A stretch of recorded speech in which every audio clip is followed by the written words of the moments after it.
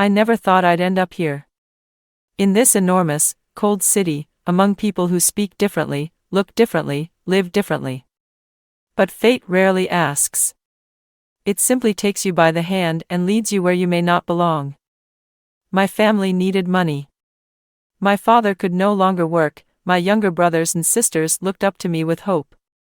When my aunt found a job for me in a wealthy household, I didn't ask a single question. I accepted it, because that's what had to be done. The house was like a palace. High ceilings, marble floors, paintings that probably cost more than anything I had ever seen in my life. The owners were strict but fair.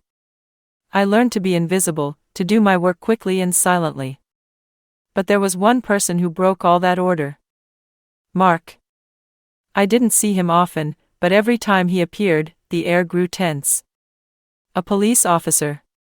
He came to the house as a friend of the owners, sometimes stayed for dinners, spoke loudly, confidently, with a hint of cynicism. He saw the world differently than I did. His views, sometimes they scared me.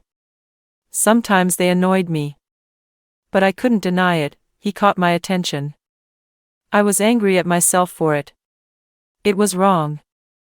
I didn't even understand what exactly pulled me toward him, his confidence. The smirk that played on his lips? Or the fact that he feared no one and nothing? We barely spoke. Short phrases, accidental glances. But the longer it went on, the stronger the invisible thread between us became. And then, one evening, everything changed. I stayed in the house longer than usual, putting the study in order. Everyone had already left. The door opened, I turned and froze. Mark. I didn't know why he had come back. He leaned against the doorway, watching me. Do you always work this late? His voice was calm, but there was an unusual softness in it. Sometimes, I lowered my gaze, trying not to meet his eyes. Are you afraid of me? I wanted to say no, but the words stuck. I wasn't afraid of him. I was afraid of what I felt. Silence filled the space between us. I felt his gaze on me, but I couldn't bring myself to look up. My heart pounded as if I were standing at the edge of a cliff. That night, the boundaries began to blur. I'll take a short pause.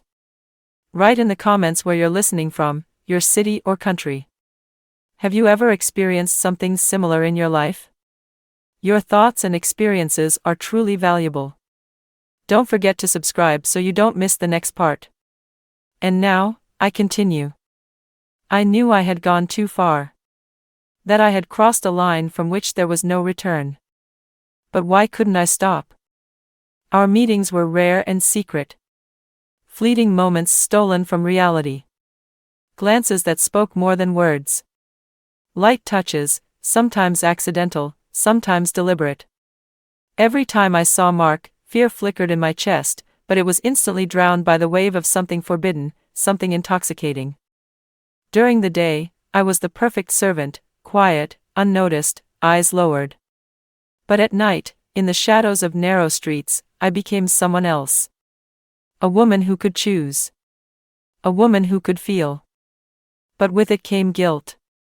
I often thought about home. About my mother, who would never understand. About my younger siblings, who believed in me. They didn't know the storm raging inside me. The danger now breathing down my neck.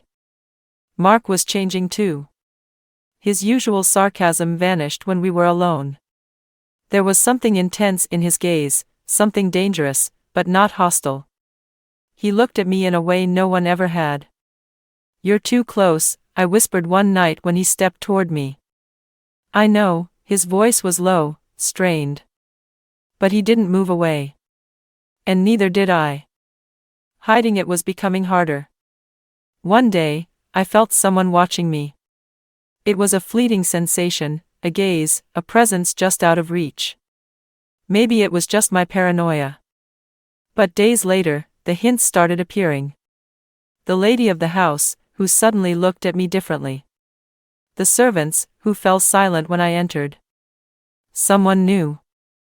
Or was it all in my head? Fear and excitement tangled into one. I no longer knew the line between truth and illusion. But one thing was certain, something was about to happen. I didn't know who had spoken. Maybe it was one of the maids who noticed my disappearances at night. Maybe someone overheard our brief conversations in the shadows. Or perhaps it was intentional, someone didn't like the fact that I, a mere housemaid, dared to cross the line. The truth came out suddenly and mercilessly. I knew at the moment I saw my mistress's eyes. She watched me in silence as I set the table, but there was more than suspicion in her gaze, there was fury. My stomach twisted. "Get out," she said before I could speak. I didn't ask why. I understood. Half an hour later, my bag was at the door, and the master of the house looked at me with pure contempt. "If you ever come back, if your family finds out," he didn't finish.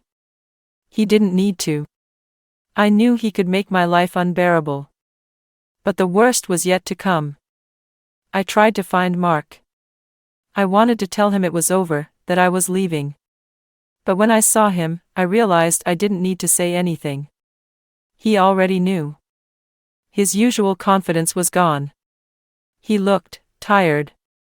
"They found out?" I asked, my heart pounding. "They did." My hands trembled. "What happens now?" He didn't answer right away. "This is bad, Aisha," he finally said, and there was something in his voice that made me freeze. "Bad for me? Or for you?" He wouldn't meet my eyes. And then I knew. His interest in me was never just coincidence. It was a game. A test. He wanted to push limits, mine, his, the world's. Cold spread through my chest. "So you just wanted to see how far it could go?" He said nothing. "And if no one had found out? Would you have just kept going?" Silence was my answer. I stepped back. Mark looked at me then, and for a moment, I thought I saw regret in his eyes. I never meant for it to end like this. But I didn't believe him anymore. I walked away without looking back. Now, I had a choice to make. Go home and try to forget? Or start over, embracing my fate for what it was? I didn't know the answer. But I knew one thing, there was no turning back. Write in the comments what you think about this story. Have you ever experienced something similar in your life? Your thoughts and opinions are incredibly important, and I read every comment. I appreciate each and every one of you, and your support means the world to me. Don't forget to subscribe and leave a like so you don't miss more thrilling stories. Comment, "There is no way back," so I know you listened to the story until the end.